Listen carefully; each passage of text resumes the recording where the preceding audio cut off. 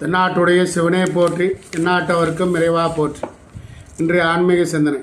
சிலர் பார்த்துருப்போங்க, நம்ம கோயிலுக்கு போகும்போது சிலர் என்ன பண்ணுவாங்க, வயசானவங்களாம் பார்த்தீங்கன்னா நம்ம வீட்டில் இருக்கிற பெரியவங்க என்ன பண்ணுவாங்க, இப்போ தொலைச்சி கொடுத்தீங்கனாலும் கண்ணில் காட்டி போட்டுங்க அப்படி காதில் வச்சுப்பாங்களாம்மா. பூ கொடுத்தீங்கனாலும் கண்ணில் ஒத்தி போட்டு மறுபடியும் காதில் வச்சுப்பாங்க. இந்த மாதிரி விஷயங்கள் எதுக்காண்டி செய்யப்படுது அப்படின்னு பார்த்தீங்கன்னா, பழங்காலத்தில் ஆண்களும் பூவினை அணிந்து கொள்வதும் வழக்கத்தில் இருந்ததுங்க. அந்த காலத்தில் ஆண்களே பூ வச்சுப்பாங்களாம்மா.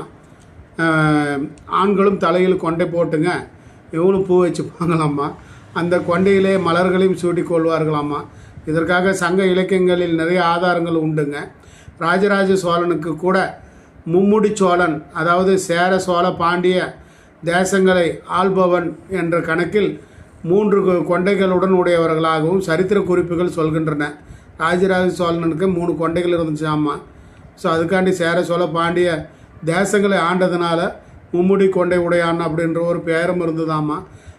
நாளடைவில் ஆண்கள் முடியினை வெட்டி கொள்வதாகி ஆங்கிலேயர் ஆதிக்கத்திற்கு பின்பு அந்தணர்களில் சிலர் குறிப்பிடப்பட்ட நபர்களை தவிர மற்றவர்கள் எல்லாருமே முடிகளை வெட்டி கொள்கிறார்கள். ஆண்கள் தங்கள் தலைமுடிகளை பூவினை சூட்டி கொள்ளும் பாவனையிலிருந்து அவ்வாறு காதுகளில் சொருக்கிக் கொள்கிறார்கள். அதிலும் வலது காது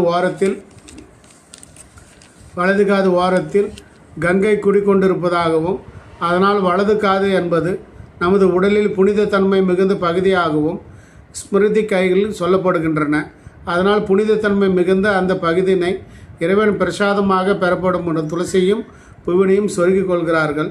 ஸோ இதற்காக சொல்லப்பட்ட விஷயங்க ஹிம்ருதிகளில் சொல்லப்பட்ட உள்ள ஒரு விஷயங்களாகுமாம்மா.